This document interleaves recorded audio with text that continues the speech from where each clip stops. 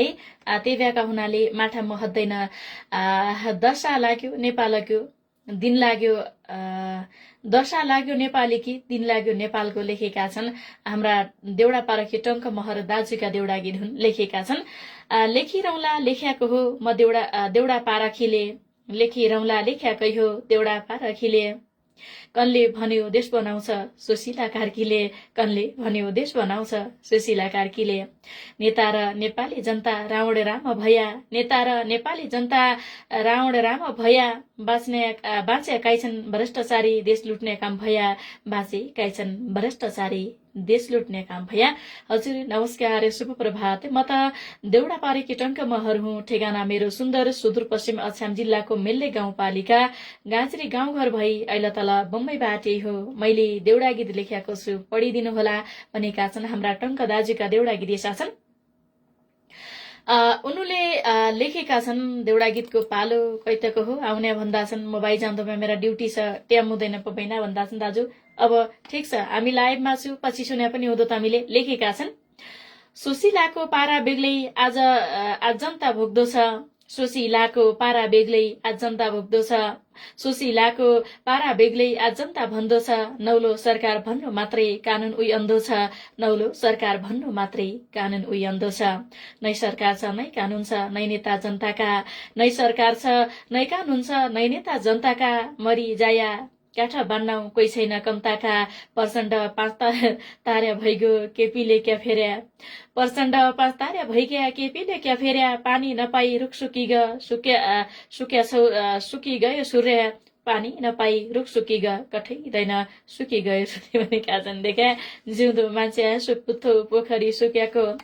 जिउँदो माछो आँसु पुत्थो पोखरी सुक्याको कसले देख्यो नेपाल आमा हृदय दुख्याको कसले देख्यो नेपाल आमा हृदय दुख्याको अन्याय अत्याचार कति सबै हेर यता अन्याय अत्याचार कति सबै हेर यता रविका पछाडि लाग्या 12 दलका नेता रविका पछाडि लाग्या 12 दलका नेता कति भन्नु कति सुन्नु कति प मन रुन्छ कति भन्नु कति सुन्नु कति प मन रुन्छ हेर्दै जाऊ नेपाली जनता देश बर्बादै हुन्छ हेर्दै जाऊ नेपाली जनता देश बर्बादै हुन्छ कठै दैन अब आधा हारिसकेले अब आधा मात्रै बाँकी रहेको छ भ्रष्टाचारी दलालको विश्वास एकैकै नै भ्रष्टाचारी दलालको विश्वास एकैको नै दल 12 दलका 16 कानून नैतिकता ठेकै नै 12 दलका 16 कानून नैतिकता ठेकै नै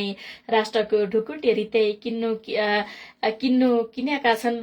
राष्ट्रको ढुकुटी रित्यै किनेका छन् कोही छैन ढङ्गिला नेता सबै मिलेका छन् कहाँ जान्छै गोठाला दाजी दिउँसै भैँसा चराई कहाँ जान्छै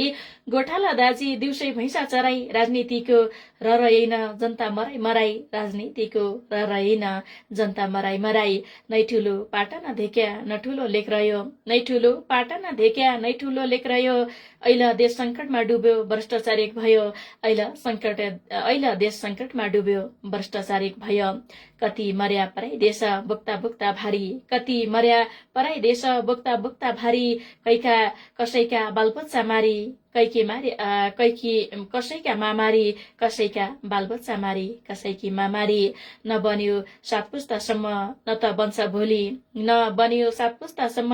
न त बन्छ भोलि तेरो किडनी छाडी छाँटाइ कुहियो भ्रष्टाचार होली भनेका छन् बिचारो दैन देउबा छ भारतसम्म केपी छ चीनसम्म देउबा छ भारतसम्म केपी छ चीनसम्म बाँची गया छिटाइ मर्या आजका दिनसम्म उपाय केही छैन प अब कसो होला हर्ने उपाय केही छैन अब कसो होला हर्ने जनता मारी देश लडाउँदो प्रचण्ड नमर्ने जनता मारी देश लडायो प्रचण्ड नमर्ने लेख भैँसी सुन्दरीको घाँडो खिनी लेख भैँसी सुन्दरीको घाँडो खिनी म त मरी पुग्छ हात लाउना मुरा राँगा लिने तमरी पुग्छ हात लाउना मुरा राँगा लिने चारैतिर रुवा बासी हृदय गलायो चारैतिर रुवा बासी हृदय गलायो भ्रष्टाचारी बाँची गया देश मात्रै जलायो भ्रष्टाचारी बाँची गया देश मात्रै जलायो लेखिरौँला लेख्याकै हो म देउडा पार खिले लेख्याकै हो लेखिरौँला देउडा पार खिले कनले भन्यो देश बनाउँछ सुशीला कार्कीले हिमाल चुली सिमाना होइजाउ हिमाल साई पालको दशा लाग्यो नेपालीको दिन लाग्यो नेपालको। धन्यवाद छ दाजु तपाईँ के हार्ने हो कुराहरी साध्य छैन क्या भन्ना चाहिँ त्यसै भएको छ। अब ज्याप हरन नहर आफ्नो क्या भन्नु सबै आफ्नै दुना सोझ्याउने हुने र त्यही भएका हुनाले अब आफ्नो हामीले पनि अब आफ्नै रोजीरोटी हरिकन खानु पडला कोही के आश मान्नु हुन्न भन्नेमा हामी पनि पुग्नु पर्यो जस्तो लागेको छ। आफ्ना लागि आफै हर्नु पडला जस्तो छ। कोही गर्देला आफ्ना छन् यिनुका लागि छु म तेरा लागि छु भन्ने मान्छे त कोही हुन्न जस्तो छैन। अब त्यो तेरो मेरो भन्ने धर्म अब सहयोग सपोर्ट भन्ने त छँदै छैन। मान्छे यसरी यति स्वार्थी भइसकेका छन् होइन। त्यही भए हुनाले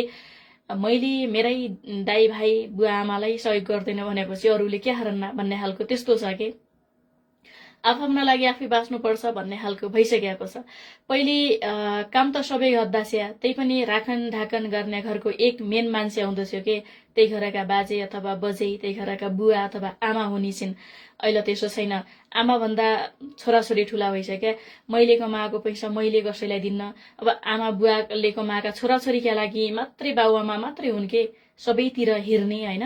अब छोराछोरी पनि बाआमाका लागि पनि हेर्दैनन्। कहिलेकाहीँ मलाई यति पैसा चाहियो बा हाल्दै भने चाहिँ क्या चाहिने हो तमी के हार्ने हो भनिकन पहिले क्वेसन हुन्छ कि के हार्नु त यसै छ देश